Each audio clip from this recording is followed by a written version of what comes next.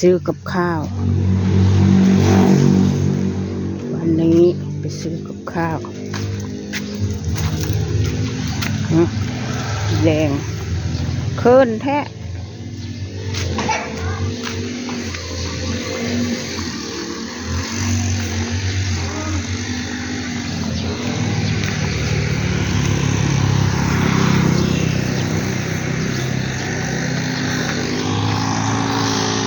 อะไรนั่นอะไรนักแสดงยี่นักแสดงยังบ่มาตะคืนนี่ผู้ไปตามมาโลดดูให้ผู้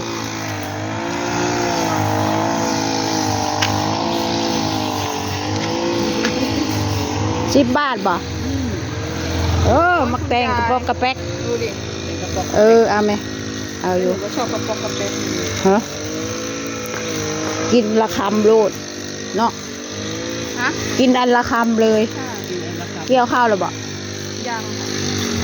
เอารถบักดำฮะเด้อยายละเกี่ยวยังให้น้ำลายไม่เอารถหรอกจะเอาคนโอ้ต้องการฟางได้คนเอาหรือเปล่าฟางบ่เอารถ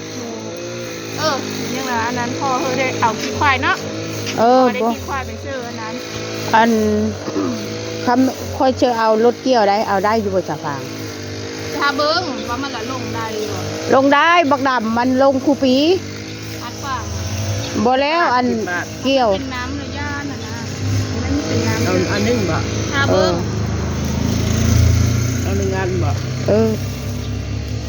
เอา1 อัน10 บาทไปนะ10 บาท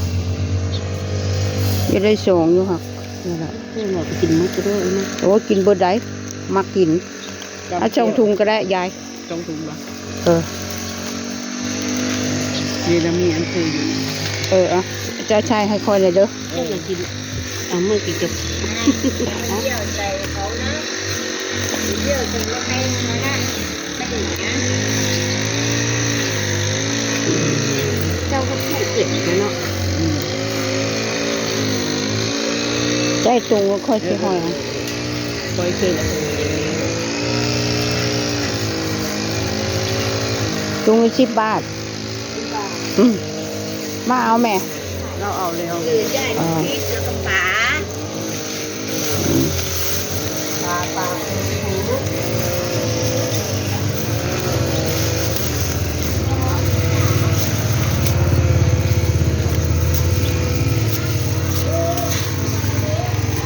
ตัว10 บาท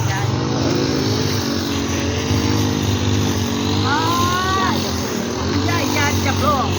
เอาคำ10 บาทสักบาทกันนะบาทแม่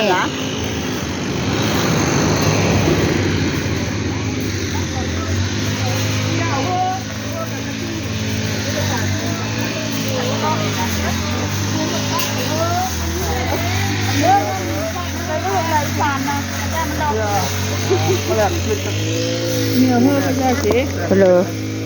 แล้วเพลออันเพลออันนี้ก็หอมเกี่ยวข้าวระบบปลาคงกับชิ้นหน้าเขาเนี่ย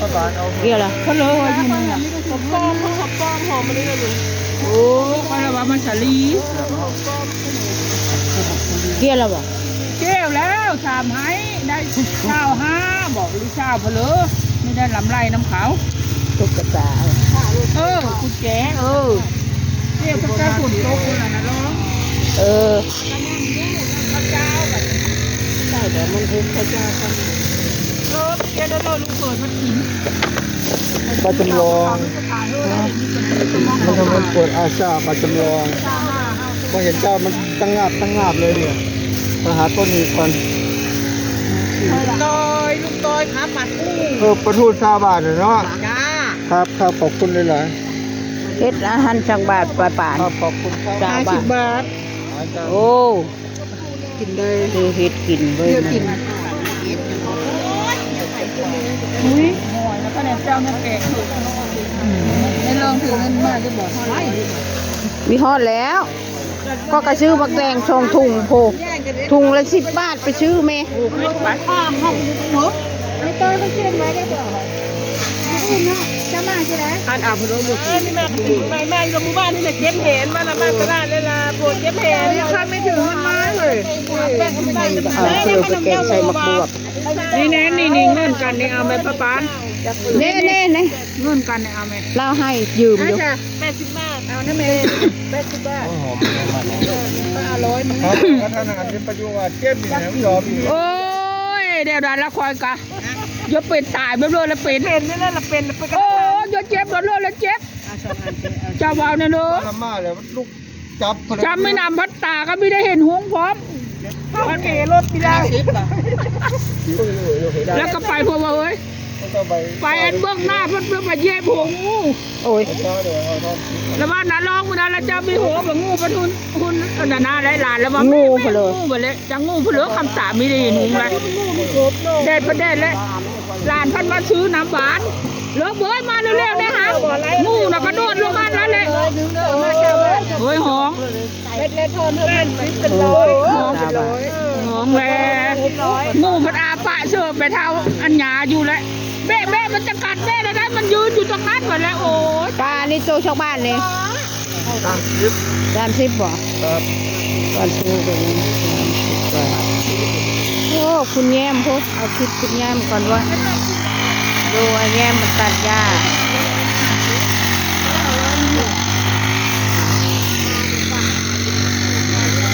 บรรยากาศ ข้าวแห้งนี่บอกข้าวหนังเล็กไม่มีครับ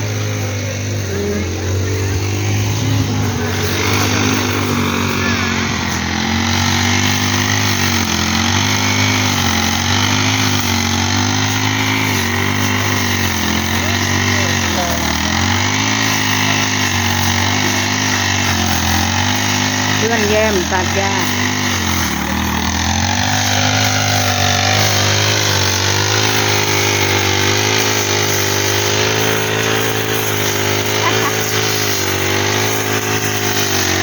โอ้เอาจนละเอียดเลยเฮ้ย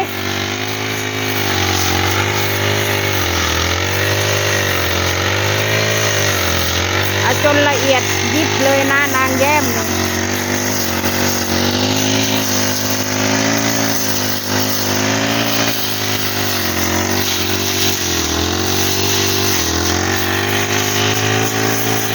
จะได้ลำบากเลย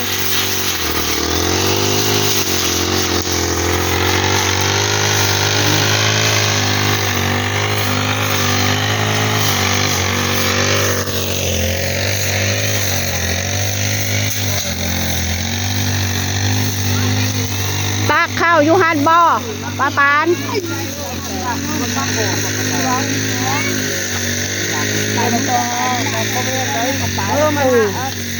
ปลาทู เรื่องมันก็ไม่หายเนาะ ขอลาปลาทูปลาต้อย ปลาทูไปถูก ไปแกงกินทั้งบ้าน มีได้ได้เม็ดผักอันน้ำมูนั่นเลยพอละบาทเอาเถอะ ปลาทู ต่างหากอีปลาประจำลอง ไปก็ไม่ดีมิดอร่อยนะปลาทูเอาไปปุ่นกินกับมึงแม่มาไปได้ตอนนี้ก็เช็ดเลี้ยวจะใช้เป็น ปลาจำลองตัว15 บาท มาแหนบอก ไอ้6ยัง อันนี้ เอา15ปลาจำลองขอบคุณครับผมคุณโดดิตา10 บาท โอเคประมาณนี้นะคะอย่าลืมกดไลค์กดแชร์กดติดตามให้ยายด้วยค่ะ